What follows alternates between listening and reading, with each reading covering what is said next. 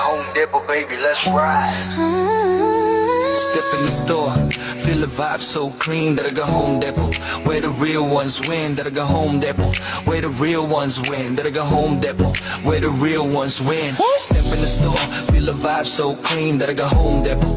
Where the real ones win. Sa plan na mabali, papunta mamo-tama. Alapagway na nag-alala mo, tama mo to ba? Let's roll on deck, BB audio sa tunog. Home upgrade time bro, saglit lang to tuloy-tuloy. Presyo na matino, hindi mataas, hindi mabigat. Cashier and stole, namin choice mo, walang sagabal. TV, ref, speaker, lahat nandito sa spot. Quality sa masa pero swag sa bawat gamit mo, brat. Yeah, that's right. Let's go. Discount every day, kaya chill ka lang. Sa Daraga Home Depot, sure ka, walang sablay. Bayad save, more, live. Alles better. Sa Daraga Home Depot, panalo bawat bili. May freebies pang kasama, o diba ang dali? Astro na DB Audio, tunog at gamit solid. Para sa iyong tahanan. Para sa iyong tahanan, we keep it real and quality. Yung pakinggan mo, kung hanap mo ay tibay, dito ka na tumapat. Service on point, hatid namin laging tapat. Hindi kailangan fancy, basta tama at swak. Sa humakinang at fresh kami ang magpapasigla. Kaya bitbit mo pamilya, ibigan buong tropa. Daraga Home Depot, dito ka talagang uwi na masaya. Astro DB Audio, Daraga Home Depot, yo, that's the flow. Sa Daraga Home Depot, panalo bawat bili. May freebies pang kasama, o diba ang dali? Astro na DB Audio, Astro na DB Audio, tunog at gamit solid. para sa iyong tahanan. Para sa iyong tahanan, we keep it real and quality. Daraga Home Depot.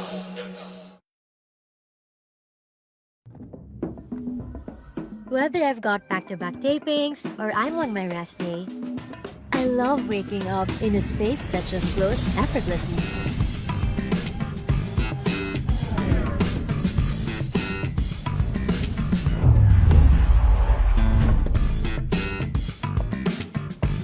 Prepare a healthy breakfast? Check.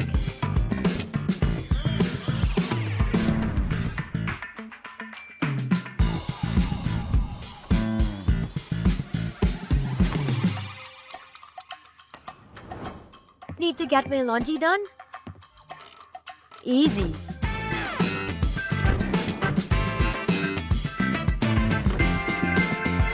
And on days when I need a little extra comfort, hey TCL, turn on the AC. Hey TCL, adjust temperature to 18 degrees. There's beauty in looking beyond the big picture perfect moments.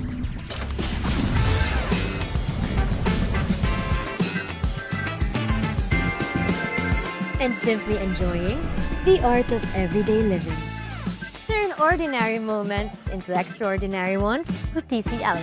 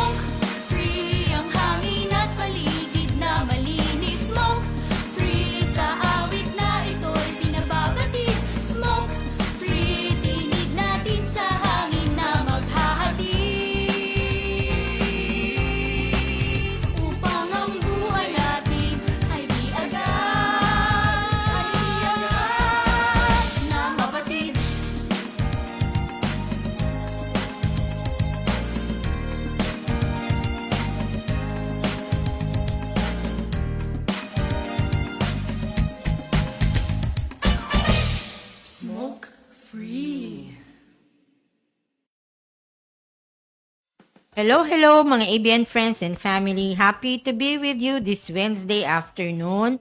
Before we start with our episode for today, let us mag-pray po muna tayo and ask for God's guidance. In the name of the Father, and of the Son, and of the Holy Spirit. Amen. Come, Holy Spirit, fill the hearts of thy faithful, and enkindle in them the fire of thy love. Send forth thy Spirit, and you shall be created, and thou shalt renew the face of the earth. In the name of the Father, and of the Son, and of the Holy Spirit. Amen. So, good afternoon po ulit sa inyo, mga ABN friends and family. Okay, wala tayo last Wednesday because may mga activity kami sa simbahan, sa Divine Mercy, and dun din sa may mga ibang mga pinuntahan. Okay, and dun sa Bicol University pa pala may inasikaso. Okay. Ang episode natin for today, we will be discussing about the diet of yung husband ng friend ko, na itong diet na ito, it is a low salt, low fat diet, low carb, and high fiber. Bakit natin sinabi na low salt, low fat? Because based doon sa kanyang yung laboratory test, medyo mataas ang kanyang yung cholesterol. Kaya low salt, low fat. And then, low carb naman, because yung kanyang timbang ay medyo overweight. Sobra siya ng 12 kilos. Ang kanyang BMI or basal mass index, yung proportion ng kanyang height and then his weight, ay naging 29.3. Ang normal is 18.5 to 21. So, nag-overweight siya. Yung kanyang BMI is 29. So, dapat, 21. Okay, kaya, siya, low carb.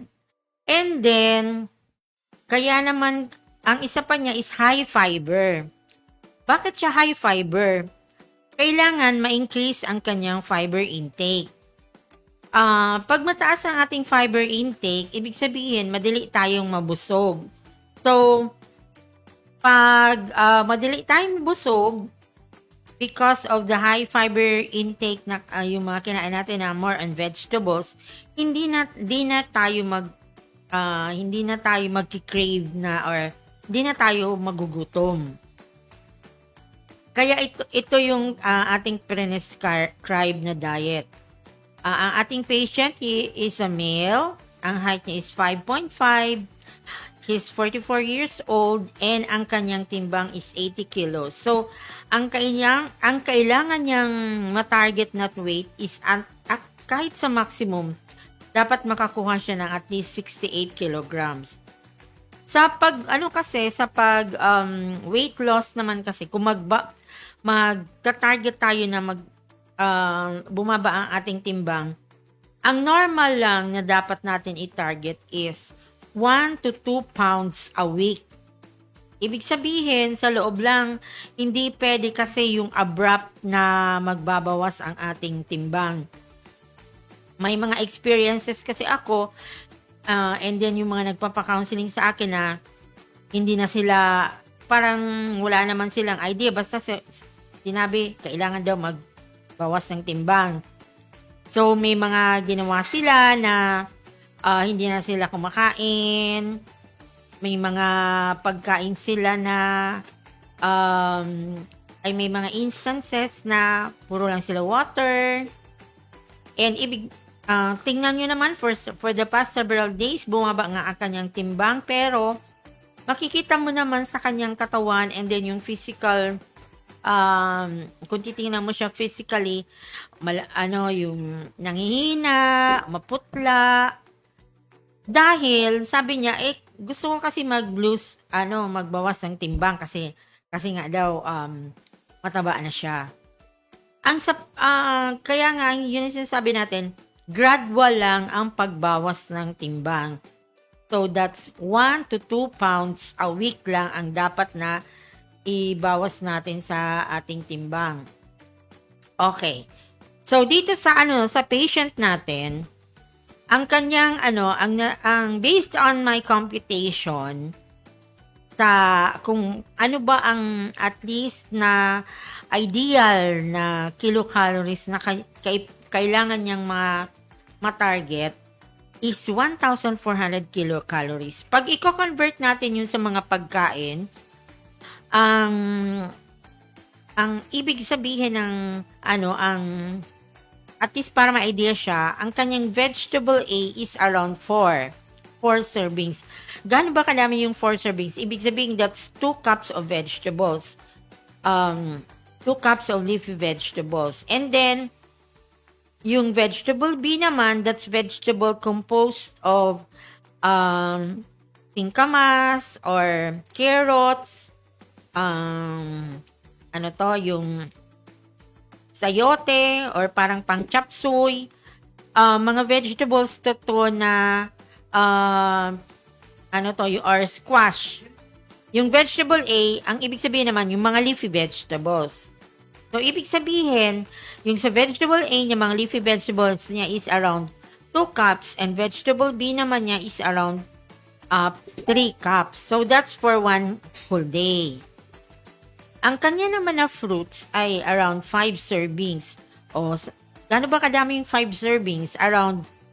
Halimbawa, yung apple, 1 apple is around, that's 2 servings na. Yung isang bilog na apple, and then, saging, isang saging, or 2 saging, isang saging na lakatan, o isang saging na saba, that's already 4. And, kakain siya ng slice ng papaya, and kung meron siyang dalanghita or ponkan, yun. Basta 7 servings ang kanyang kailangan, ay 5 servings ang fruits. And then, ang kanya naman na rice is around 6 servings or equivalent to around 3 cups of rice. That for 1 whole day. Pero pag sinabi natin na 6 servings, kasama na din dyan yung pandesal or 2 pieces of small pandesal that's equivalent to 1 serving. Or halimbawa gusto niyang kumain ng corn o 1/2 cup of corn, that's 1 serving. And ano pa ba yung kamote, 1 fist size of kamote, that's already 1 serving. So ibig sabihin yung carbohydrates intake niya, this is around 6 servings. Ito naman yung kanyang protein. Ang protein source naman niya, ang protein na kailangan niya ng intake is around 10. Kasi in-increase natin yung protein to compensate with the decrease in carbohydrates. O gaano ba kadami yung 10 servings? Halimbawa, yung tilapia. Ang isang tilapia na medium size, that's 2 servings na. Or halimbawa, galunggong na medyo malaki, that's 1 serving. Or bangus, 1 slice ay kalahati ng bangus, that's already 2 servings. Kung gusto naman niya ng karne, pwede pa din naman siya kumain ng karne, pero once matchback size lang, and that's dapat lean pork. 1 matchback size of lean pork or beef. Or kung gusto naman niya ng chicken, ganun din ang pagsukat, 1 matchback size. Yung 1 whole breast, o kung hatiin yun, that's already 2 servings. So, dun tayo magkakaroon ng idea na ganun dapat lang kalaki ang intake niya for the day. So, 2 cups of leafy vegetables, 3.5 cups of carrots, carrots, singkamas, kamatis, ano pa ba yung mga vegetables natin? Squash, yon, yung mga vegetables na parang fruits. And then, ang fruits naman niya is 5 servings. And yung rice niya is rice or carbohydrates is around 6 servings, and yung fish niya is around 10 servings. So, ibig sabihin, madami talaga ang kakainin niya na fish. So, dito naman, so halimbawa for his breakfast, ang nilagay natin dito is around 2 servings of fruits or papaya, 1 vegetable B, and then 1 serving of rice and 2 exchanges of fish. Ibig sabihin, ang breakfast niya will composed of 2 slices of papaya, approximately 1/2 cup of tomatoes with pipino, and 2 slices of bangus, either tilapia, either in-steam niya or pinirito niya, pero hindi masyado siya na oily. Okay, so yun yung breakfast niya. And then let's go naman sa kanyang snack. Ang sa snack niya, nilagay ko dito is around 2 servings of fruits and 1 serving of rice.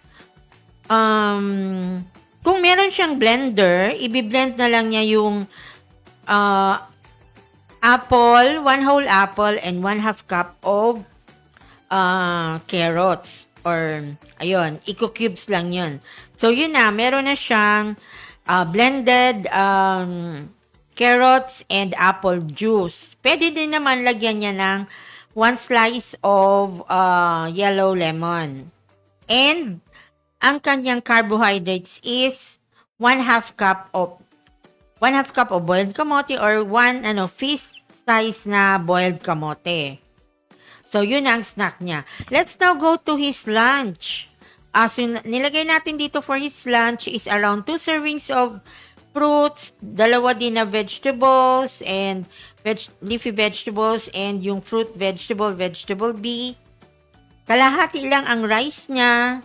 Ang kanyang meat or protein is 2 exchanges. So, yun. Ano ba ang approximate or parang menu na nilagay natin sa kanya? Ginawa natin na menu sa kanya. Parang chop suey. 1 cup of chop suey. And then, meron na siya doon na 1/2 cup of rice. Tapos, meron na siyang tuna or fish, bangos or tilapia. And yung kung gusto naman niya, parang gagawin na lang niyang salad yung kanyang may carrots, cucumber, singkamas, and then may may apple ulit. Pero konti lang, parang pandagdag lang siya ng flavor. So yun, ang kanyang dressing should only be apple cider with a little oil, and pwede naman na tuna flakes or yung fish na na for his protein source niya. Or pwede naman na chicken. Dito naman sa kanyang yung PM snack niya. Ano ba nilagay natin? Banana or any fruit in season.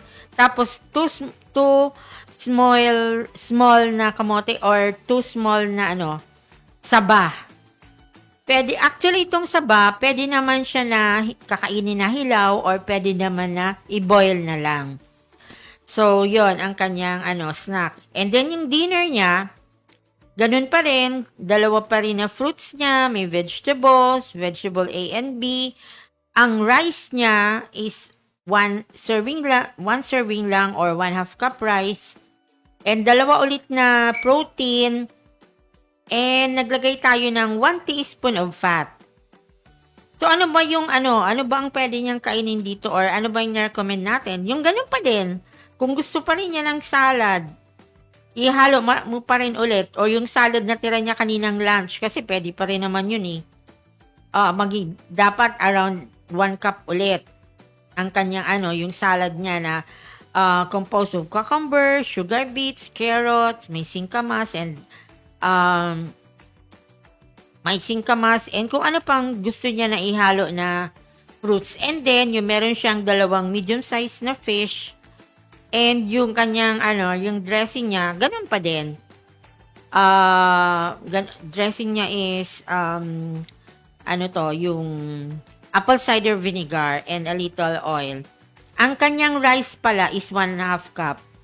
Or pwede din naman, either meron available na fish cocido, 2 medium fish, or lagyan natin ng sayote, and may malunggay.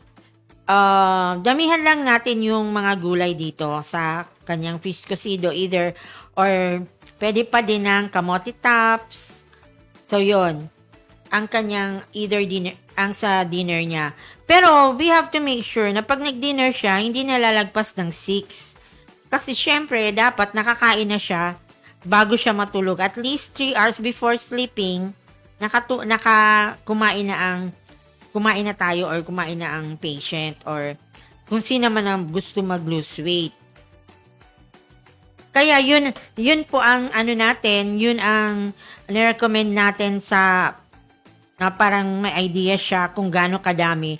Ang isa na manonotice natin dito is binawasan natin siya ng rice. Pero kung yung patient, kasi ang patient natin is male, usually naman ang male, malakas talaga siyang kumain. So, slowly cut back lang. Kung hindi niya kaya na ang rice lang niya is every 1/2 cup per breakfast, lunch, and dinner, pwede pa din magbawas na lang siya ng dinner, pero yung breakfast and lunch niya, yung rice niya is pwede na rin ng 1 cup, or ang lunch niya 1 cup. Pero dapat sa dinner, konti na lang ang kakainin niya na carbohydrates. Kasi isa pa yun na nakapataba sa atin. If, syempre sa gabi, wala naman na tayong activity.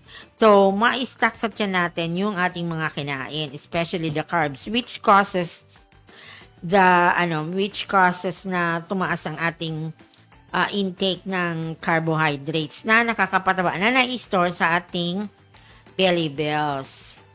Okay, if ever man na gusto niya na mag-midnight snack, mag-midnight snack siya, fruits lang, hindi na pwede na na-remember ko dati, midnight snack, sabi niya, tinanong ko isang friend ko, ano bang midnight snack mo? Midnight snack daw niya is may empanada, may soft drinks na naman, kasi nagutom daw siya.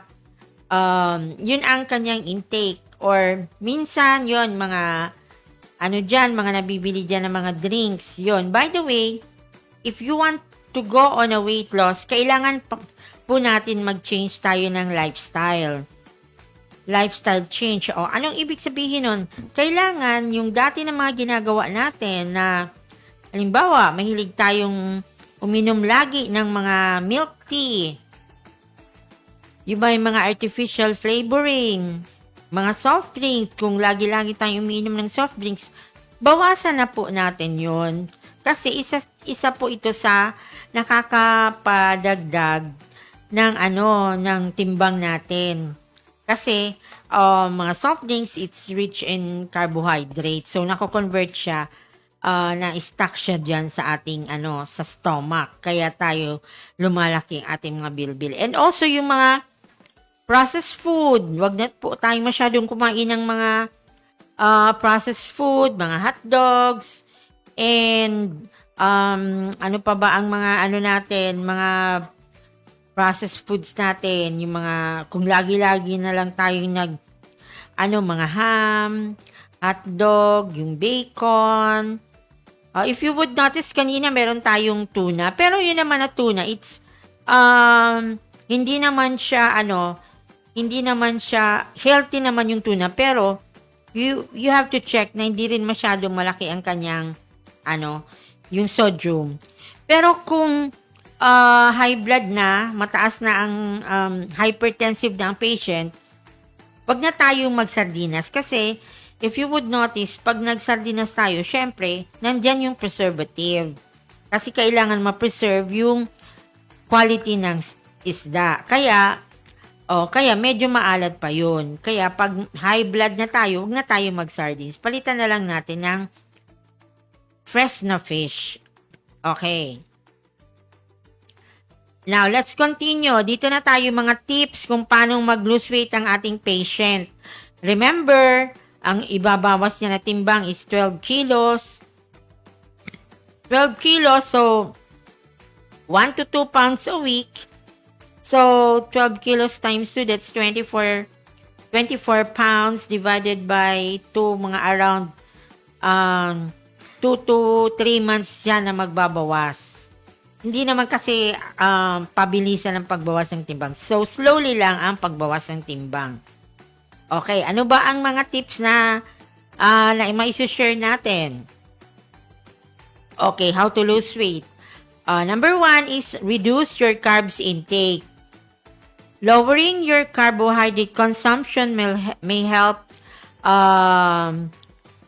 manage your carbs impact on insulin. So, pag mabawasan na natin ang carbs intake natin, so yung insulin level natin ay hopefully bababa din. Okay, get plenty of fiber. Yun na nga sinabi natin kanina, kaya ang kanyang fiber is 7 servings, so around 3 cups of fiber. And then, meron pa rin siyang 2 cups of leafy na vegetables. Okay, so number 3, eat enough protein. So, yun. Kaya yung ating protein, natin serving is around 10. If you would notice dito sa mga pagkain na nandito, ang protein ang may pinakamadami. Pero, proper food choice pa din ang ating protein. Dapat wag masyado mataba, more on lean po, lean, yung mga laman, and then lean pork or breast na chicken, lean beef, and fish, or more on, mas maganda nga kung more on fish. And then, practice mindful eating. So, mindful eating, we have to practice yung lifestyle change. Slowly tayo mag-achieve to have a healthy lifestyle. And then, limit intake of processed foods and added sugar. So, yon yung ating patient, di na siya nire-recommend natin na wag na masyadong kumain ng mga processed food and those na mga pagkain with added sugar. Okay. So, yon. A diet high in refined carbohydrates such as starchy and sugary foods can make insulin resistant. Therefore, weight loss. So, more difficult to control. So, kailangan wag na tayong kumain yun nga yung mga matatamis na pagkain, sugary foods, para madali natin ma-manage yung ating insulin. Sorry. Kumakati naman ang aking lalamunan. So, what foods to add ano ba ang pagkain na pwede niyang idagdag sa kanyang diet? Okay. High fiber vegetables. So, mga high fiber vegetables, actually, example dito, broccoli, medyo expensive yun. Marami namang gulay na, na locally available, lalong-lalo na malunggay. Nandyan lang sa neighbor. Kami nga, yung mga, mga friends namin, yan, pinapakuha na namin, kuha na kayo kahit gano'ng kadaming malunggay. And then, meron naman kami ngayon na, talong, yon mga tanim yan ni Ate Jenny. So, di naman kami masyado nagluluto ng talong. So, yon pinamimigay lang namin. And, yung mga friends na namin, sila na ang nag-harvest. Okay. At saka, meron naman kami dun na ngayon na papaya. Pinapahinog ko naman. By the way, yung papaya na yon, yun ang seeds from the papaya that we have sa hospital. Pinapaipon ko. Shout out pala dyan sa mga kasama ko sa UST Dietary. Kuya Randy, si Joy, si Kim, yan paipon ko ng papaya seeds. Kuya Alfie, Kuya Arman, Kuya Ike. And lalong-lalo na sa aming boss, si Ma'am Jum. So, get well soon po, ma'am. So, yon. Yung papaya na yon ay galing yun sa seed sa amin. Bibigyan ko pala si Ma'am Jums kasi favorite niya ang papaya. Ayun, kasi dalawa man yun. So, yun. Pwede naman din tayo magtanim sa ating mga kung meron tayong lugar. Kung wala naman, yun nga, di ba, yung sa container gardening, sa malaking paso or malaking lalagyan ng tubig, yun, or timba. Okay, so proceed na tayo. So, high fiber vegetables. Lean protein. Dagdagan natin yung lean protein. So, mga pagkain na malaman, huwag masyadong mataba. So, yun, alam natin, lean protein, chicken breast, tapos yung lean pork, lean beef, and most especially fish. So, increase natin yung fish intake. Foods to add, anti-inflammatory foods such as spices. Ano ba ang anti-inflammatory foods? Turmeric, tomatoes. Mas maganda kung marami tayong lalagay na tomatoes sa ating mga lulutuin. Anyway, barato na ngayon mura na ngayon ang tomatoes. So, yun. Halimbawa, magkukusido, damihan lang natin ng kamatis or magigisa tayo or mag-iinunon. Damihan lang natin ang tomatoes and then lagyan natin ng turmeric. Okay. So, high-fiber foods can help combat insulin resistance by slowing down digestion and reducing the impact of sugar in the blood. So, yun. Pag high-fiber ang intake natin, nakakatulong to para hindi tumaas ang blood sugar level. Kasi nga, di ba, the vegetables, they are the sweepers ng body natin. So, yung mga gulay, sinisweep niya or winawalis niya mga toxins sa katawan natin, and isa doon na nawawalis din niya is the sugar. Yung insulin sa, imbis ng ma-store sa katawan natin. So, winawalis na yun ng fiber. Okay. So, ano ba ang here is the example of mga high fiber foods. Okay. Cruciferous vegetables daw. Kasi, ito medyo expensive. Broccoli, cauliflower, Brussels sprouts. Wala naman tayo dito. So, mas maganda, palitan na lang natin siya ng malunggay, papaya, sayote. Yon. They are foods that are rich in fiber. Okay. Ano pa ba ang pwede natin na para madagdagan ang ating fiber intake? Greens, such as the lettuce and the arugula. So, lettuce, available naman yan sa market. Actually, maganda nga. Marami na ngayon ang nagpo-propagate ng lettuce. Marami na ngayon ang nagtatanim ng lettuce. Kaya, sa palengke, marami ka na din mabibilan. Approximately 50 pesos. Pero yung 50 pesos na yun, that's already good for 2 days. 2 days mo na kung matipid ka sa pagkain ng vegetables, ng lettuce. So, pwede mo na yan, tatanggalin mo lang, kakainin mo for that meal, tapos bukas naman yung isa. Hindi, around 25 pesos lang yung vegetables mo. Kasi ang lettuce is 50 pesos. Shout out pala dyan kay Sir G. Sir G is watching. Okay. And then, si Ma'am Lisel. Hi po sa iyo, Ma'am. Wala pa yung aking mga friends. Siguro, hindi pa sila, hindi pa naka-online. Anyway, even hindi tayo naka-online, they could still watch naman this show. Lalong-lalo na si aking friend na nag-request nitong diet note para sa kanyang husband. Itatag ko na lang siya ulit. Kasi baka nasa office, bawal manood. Okay, so dito na tayo. What are the options for high-fiber foods?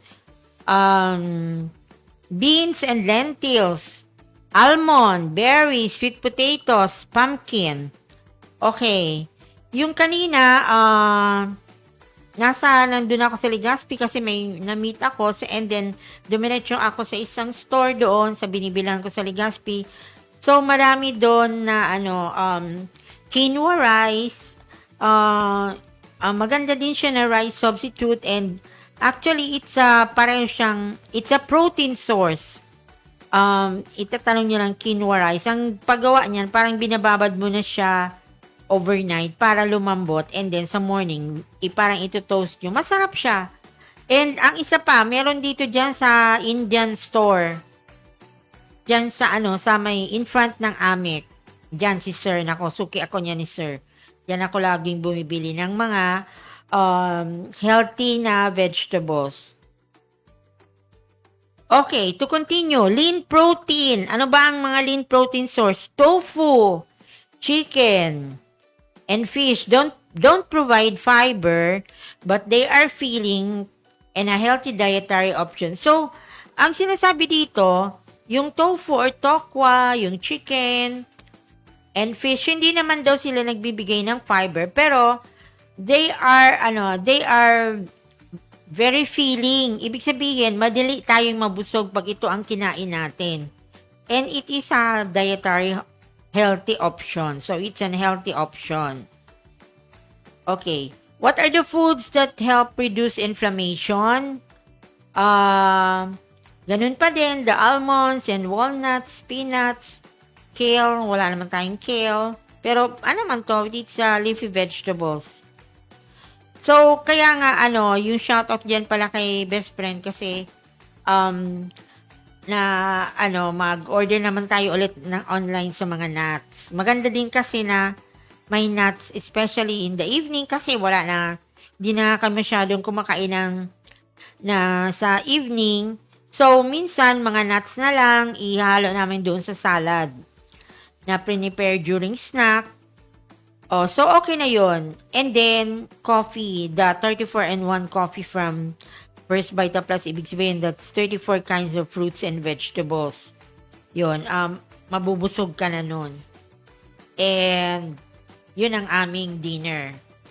Okay, to continue, fatty fish high in omega-3 fatty acid. So, ang idadagdag pa rin natin sa diet natin is yung mga fish na fatty feeds na mataas ang omega-3 fatty acid such as almond and sardines.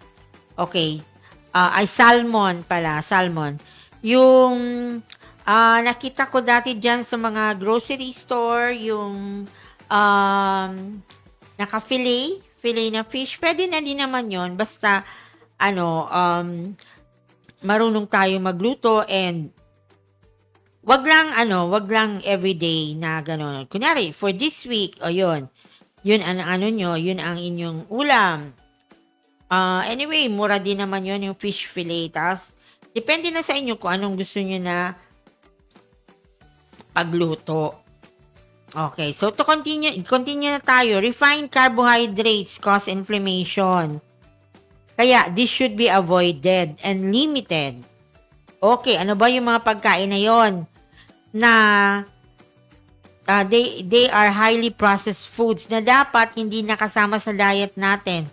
White bread, cupcakes, breakfast pastries, sugary desserts, and anything made with white flour. Yun. Kasi syempre, nagkakaedad na tayo. So, napagsawaan naman natin to when we were young. Yan, itong mga white bread, mga cupcake, mga muffins, mga pastries. Kaya dapat as we age, dapat alisin na natin to sa ating mga pagkain if we want to be healthy. So, kaya lang minsan, there are instances pag nasa opisina tayo, yun, may mga magpapakain, magpapasnack. Kaya, hindi natin naiiwasan. Pero, once in a while, wag lang everyday na magkakain tayo ng mga high na carbohydrates foods. Tapos yun, another naman is pasta noodles. Example are the durum flour or sermonella. Anyway, ito naman ang mga flour na to. Ito naman kasama na to dun sa mga white bread. Kaya hindi na ito nga para mas madali natin tandaan. Yun na lang din na natin muna kakainin yung mga yung mga processed na mga pagkain like yung mga bread. More on natural. So instead na bread, magkain na lang kayo ng kasaba or balingoy, kamote, boiled saba. Yun na lang i-substitute ninyo instead of yung mga bread, which is high, lalong-lalo na kung merong mga insamada, yun, marami yan. May sugar na yan. O matamis. And then, yun. Carbohydrates. Sugar is a carbohydrate and should be avoided. O, yun. Ito na nga yung sinasabi natin kanina. When reading food labels, be sure to look for sugar's various names. Ito yung mga nandyan sa mga pagkain. Pag may nakita na tayo nito, ibig sabihin, meron sugar yung kakainin nyo. Sucrose, high fructose corn syrup, and dextrose. These are the synthetic na sugar na hinalo sa mga piniprepare. Yun. Kaya dapat, mag-check tayo if kaya natin mag-check doon sa labels, food labels. Ito yung ating i-observe. Sugar can also lurk in things you drink such as soda and juices. Okay, it's good idea to reduce or remove inflammation causing foods. So ano ba ang inflammation causing foods? Yung mga nakakapamaga ng ating mga joints. Okay. Fries, margarine, bread or processed meat. So yun yung mga pagkain na yun ang dapat na hindi natin na isasabay sa ating meal. Dahil if we really want to achieve a healthy weight and then reduce ang ating blood sugar, yun po ang ating i-avoid. Okay. Meron pala ako na remember, shout out dyan kay best friend, kasi yung boiled egg, 2 boiled egg a day, maganda na yon. So, dito sa patient natin, so sabihin natin dun sa wife niya na pwede siya 1 to 2 boiled egg every day, basta boiled. So, bawas na yung kanyang protein source. So, meat, fish, and chicken ang kanyang protein source. Pare kung mag-2 boiled egg siya, so, bawas na lang 2 servings ang protein niya. And then, maganda din na foods that are high in protein, yellowfin, salmon, tilapia, anchovies. Kaya lang kung nag-aartaray na, wag na siya muna mag-anchovies. Tapos, canned sardines. He has to check na lang on the yung salt na content. So, dapat wag masyadong, meron naman kasi na less sodium. Kung bibili siya ng mga, ng sardines or yung nasa canned na, nasa lata, mga dilata na fish. Okay, chicken breast and skinless. Yung pala, yung chicken breast po natin ay mas maganda kung alisin natin ng skin. Kaya lang yun ang aking favorite. Kaya once in a while naman, kumakain ako ang tagang-kain ng chicken skin pag magkasama kami ni best friend. Kasi, wala pa naman akong arthritis. So, okay lang naman. And, in moderation, di naman tayo masyado maraming kumain ng chicken skin. Okay, dried lentils, it's also a good source. Ang dried lentils, yan yung mga nuts ay parang katulad ng munggo. Soybeans, yan, rich in protein. Pwede din siya ng peanut butter. 1 to 2 tablespoons of peanut butter is a good source of protein also. And then, ito mixed nuts. Na-remember ko, itong aming favorite ni best friend. Ma-order na nga rin ako online pag may budget na. Dahil, it's also a good source of protein. So, yun. Mag-shoutout muna tayo sa ating mga ABN friends. Shoutout pala dyan sa aking mga kasama sa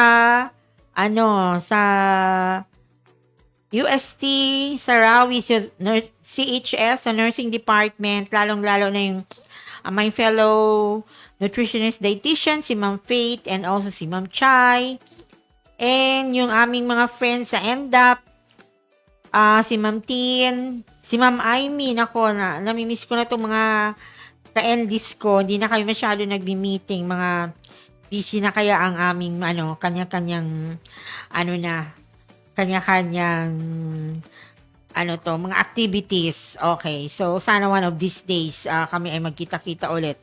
And shout out din pala kay Ma'am Zenmel. Nako, si Zenmel. Si Zenmel is ang galing nito na Zumba instructor. I'm not sure kung meron pa din siya sa LCC. Actually, hindi pa ako nakaka-join sa nila. Pero one of these days, hopefully, maka-join na ako para wala ng mga artaray na yan. Sa LCC, meron sila every Thursday ata. And then, dito sa Happy Place, sa may Capitol, meron po dyan na, nag-zumba. And shout out pala sa aming mga kasama sa First Vita Plus kay Ma'am Tess Ranyola and then kay Ma'am Marie and lalong-lalo also kay Ma'am Gina.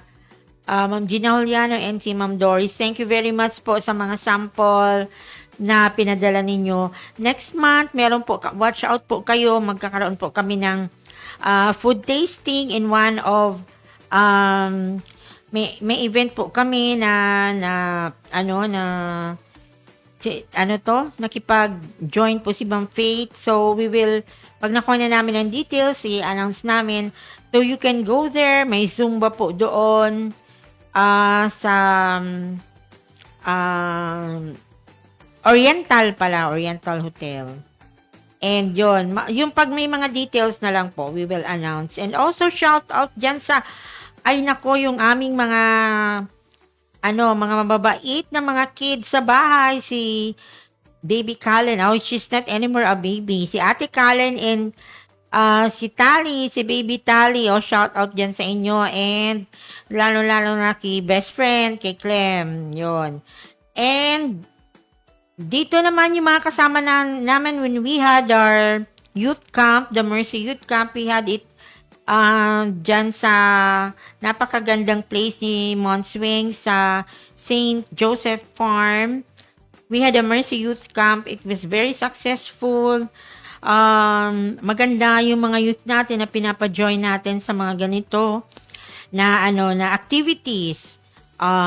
The youth group namin sa Divine Mercy consists headed by Sir Regina Tolentino, Sir Gino, si Ma'am Angelica Losenia, and si General and other mga officers. And also sa aming spiritual director, si Father Francis, siya ang aming mabait na spiritual director. And also lalong-lalo na sa aming very generous na Divine Mercy Regional Coordinator and Diocesan Coordinator si Brother Ronnie Triguero. And shout out din pala kay Sister Ophel, our former Diocesan Regional Director.